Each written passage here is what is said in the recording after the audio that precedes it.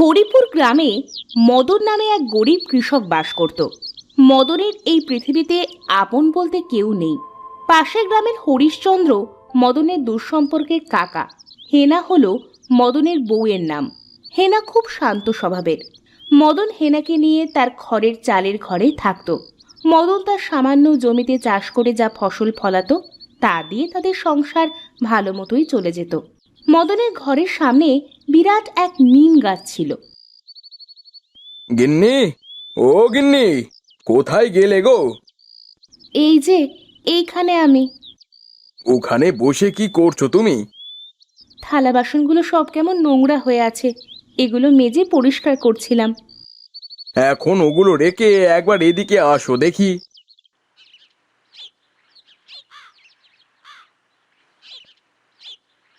কি বলবে বলো দেখি।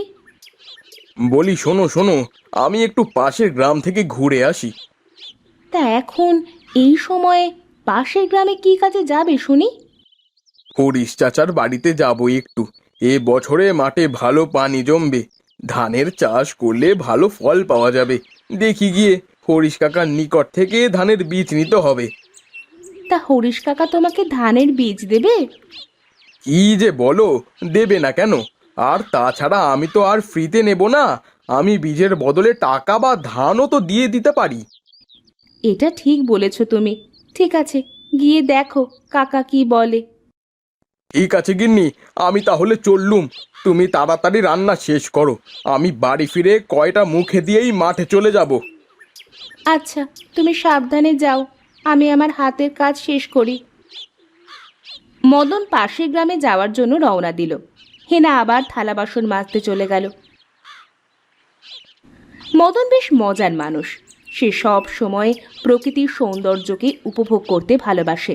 গ্রামের মাটির রাস্তা দিয়ে খালি পায়ে হাঁটা আর চারিদিকে পাখির কিচিরমিচির শব্দ, ধুলো মাটির গন্ধ গায়ে মেখে দক্ষিণের বাতাসে হেলতে দুলতে মদন চলতে থাকে। কাকা, ও কাকা, বাড়িতে কি আছেন? ও মদন, কি খবর বাবা, কেমন আছিস? হ্যাঁ কাকিমা, আপনাদের দোয়ায় ভালোই আছি। তা তোর বউ কেমন আছে? আসলি যখন ওকেও সাথে নিয়ে তো আসতে পারতি। আমি আসলে এসেছি কাকার কাছে একটা দরকারে। কাকা কি বাড়িতে আছে? তোর কাকা তো সেই সকালে বের হয়েছে, এখনো পর্যন্ত ফেরার নামই তো নেই। কখন আসবে কিছু বলে যায়নি? না, তেমন কিছু তো বলে যায়নি, তবে মনে হয় এখনই চলে আসবে। ওই তো তোর কাকা আসছে। কি রে মদন, কখন এলি? এই কিছুক্ষণ হলো কাকা, আপনার কাছেই এসেছি। তা বেশ বেশ, কি বলবি বল দেখি। সামনে তো বড় ধানের বছর কাকা, আমার তো ঘরে বীজ নেই, তাই আপনার কাছে আসলাম। ও, এই ব্যাপার। বলি ও গিন্নি, বীজগুলো কি বাইরে আছে নাকি? না গো, সব বীজ একসাথে করে তুলে রেখেছি। তুই এক কাজ কর মদন, তুই বরং কালকে একবার এসে বীজগুলো নিয়ে যাস।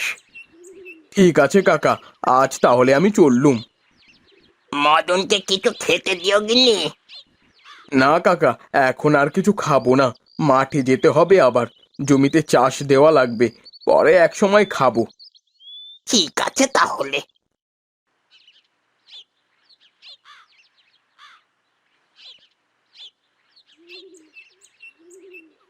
কি গো, এত তাড়াতাড়ি চলে আসলে যে? হ্যাঁ গো গিন্নি, কাকার সাথে কথা বলেই রওনা দিয়েছি। তা কি বললো কাকামশাই? কাল গিয়ে বীজ নিয়ে আসতে বলেছে। ঠিক আছে, তাহলে তুমি এখন হাত মুখ ধুয়ে বসো, আমি তোমার খাবার দিচ্ছি।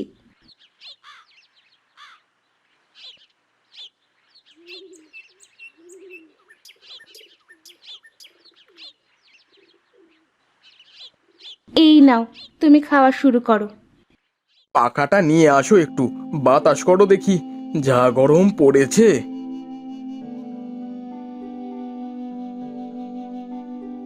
হেনা ঘর থেকে পাখা নিয়ে এসে মদনকে বাতাস করতে থাকে। মদন খেতে খেতে বাড়ির সামনের গাছে কিছু পাখি দেখতে পায়। মদন পাখিগুলোকে খাওয়ার জন্য কয়টা ভাত উঠানে ফেলে দেয়। পাখিগুলো মদনের ফেলানো খাবার খেতে গাছ থেকে নেমে এসে সেগুলো খেতে থাকে। হ্যাঁ গো, তা ধানের চারা দেবে কোথায়? কাকার থেকে এক টুকরো জমি চেয়ে নেব।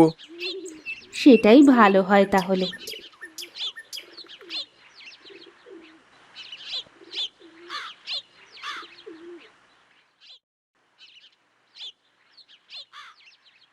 পরের দিন সকালে মদন হরিশ্চন্দ্রের বাড়িতে যায়।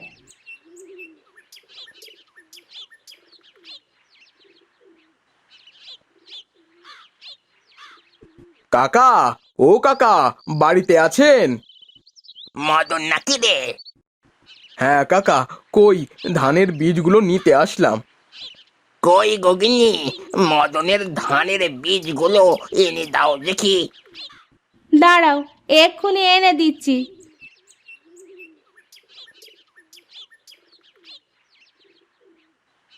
বলছিলাম কাকা, চারা দেওয়ার জন্য কোন জমিটা নেব? উত্তরের মাঠের খালের কোণের জমিটা নিস। ঠিক আছে কাকা, চললুম আমি।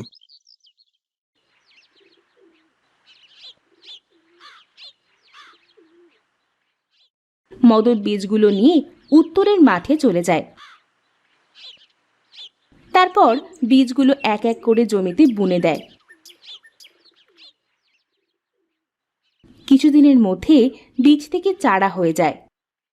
মদন চারাগুলো তুলে তার নিজের জমিতে লাগিয়ে দেয়।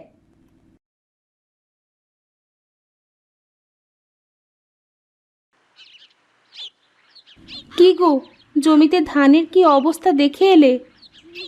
ধান ভালোই হয়েছে গো, এবার ধানে ফসল হবে। তাই যেন হয় গো, দিনকাল যা পড়েছে, কখন যে কি হয়। কই কয়টা চালমুড়ি দাও তো দেখি, পাখিগুলোকে একটু খেতে দিই। হ্যাঁ, ফসল ঘরে এনে সেখান থেকে মন খুলে পাখিদের খেতে দিও। হেনা ঘর থেকে কিছু চাল মদনকে দেয়। মদন চালগুলো মাটিতে ফেলে পাখিগুলোকে খেতে দেয়।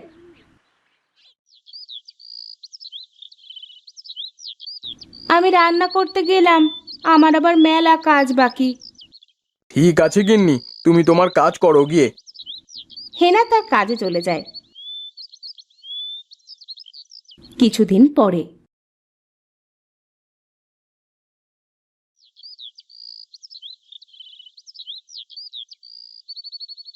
শোনো গিন্নি শোনো, হ্যাঁ গো, বলো, কি বলবে? ফসল তো নয়, যেন জমিতে সোনা ফুলেছে, এবার ধানে অনেক ফল হবে গো।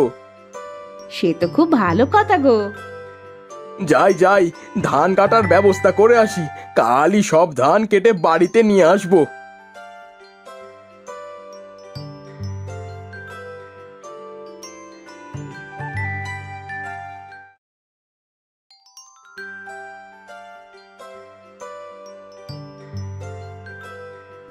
মদন পরের দিন সব ধান কেটে বাড়িতে নিয়ে আসে।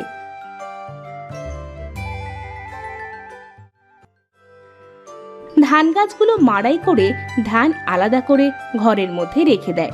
ঘরের অর্ধেকটার বেশি ধানে ভরে যায়।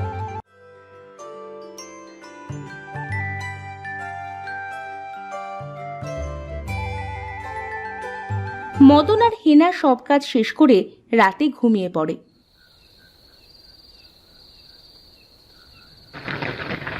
হঠাৎ মাঝরাতে কালবৈশাখী ঝড় শুরু হয়। ঝড়ে মদনের বাড়ির সামনের গাছটার সব পাতা পড়ে যায়, শুধু ডালগুলো থেকে যায়। পরের দিন সকালে দেখো দেখো গিন্নি, গাছের পাতাগুলো কেমন সব পড়ে গেছে, গাছটাকে কেমন অসহায় মনে হচ্ছে। তাই তো দেখছি গো, সর্বনাশা ঝড়ে সব পাতাগুলো এইভাবে পড়ে গেছে। এখন আর এই গাছে কোনো পাখি এসে বসবে না। আমার এত ফসল থাকতেও এখন আমি আর ওদের খেতে দিতে পারবো না। মদন মন খারাপ করে বারান্দায় বসে মরা গাছটার দিকে চেয়ে থাকে। হঠাৎ মদন একটা পাখিকে উড়ে আসতে দেখে। কই গো গিন্নি, দেখো দেখো, একটা পাখি এদিকে উড়ে আসছে। হ্যাঁ গো, সত্যিই তো। তা পাখিটা কি এই মরা গাছের ওপর বসতে চাইবে? আমার মনে হয় ঠিক বসবে গো, তুমি দেখো। বলতে বলতে পাখিটা মরা গাছটিতে এসে বসে। কই গো গিন্নি, ঘর থেকে কয়টা চালের দানা এনে দাও দেখি।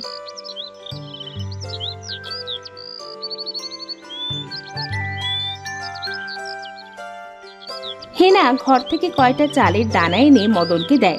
মদন দানাগুলো মাটিতে ফেলতেই পাখিটা নেমে এসে খেতে শুরু করে।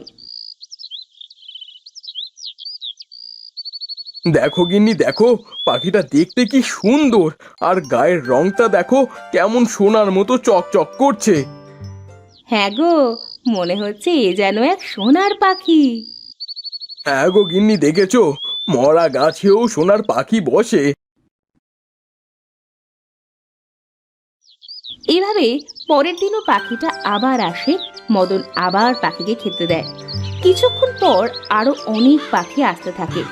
মদন সব পাখিগুলোকে খেতে দেয়। পাখিগুলো মদনের দেওয়া খাবার পেয়ে ওই মরা গাছটাতে গিয়ে সব ডালে ডালে বসে পড়ে। এভাবেই মদন ও হেনা বাস করতে থাকে।